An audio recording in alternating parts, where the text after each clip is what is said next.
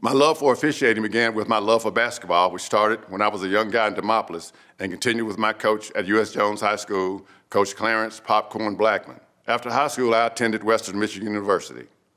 My junior year, I took a sports officiating class where I met a gentleman named Ron Winter.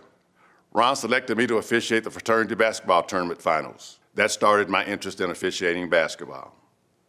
Ron became a Big Ten football and basketball official and a referee in the NFL.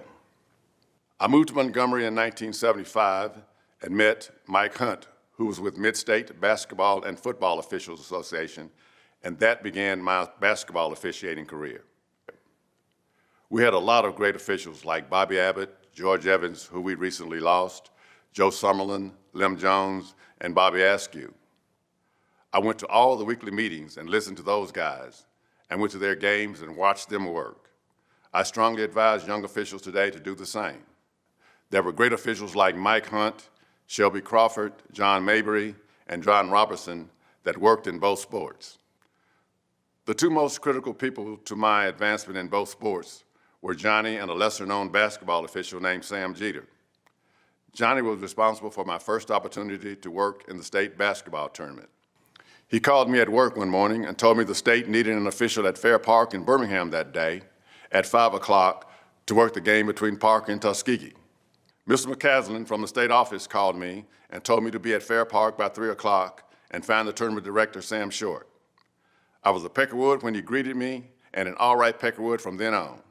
I didn't know what a Peckerwood was, but he was smiling when he said it. Sam Jeter was a mid-state basketball official that worked the women's side of the SIAC. He talked to me about applying to the conference. I did and got accepted. Mr. Tweet Williams was the supervisor of officials for both basketball and football. I applied for football and got accepted. It was in the SIAC I met three gentlemen that would have a profound effect on my football officiating career: the effervescent Dr. W.J. May, the charismatic Richard Drake, and the self-proclaimed best tailback in Tuskegee University history, Alvin Washington. The three of them brought me into their crew, and we remain friends today. Richard was also with the Gulf South and got me to apply to them. I was accepted, and 3 years later, I applied to the Southeastern Conference.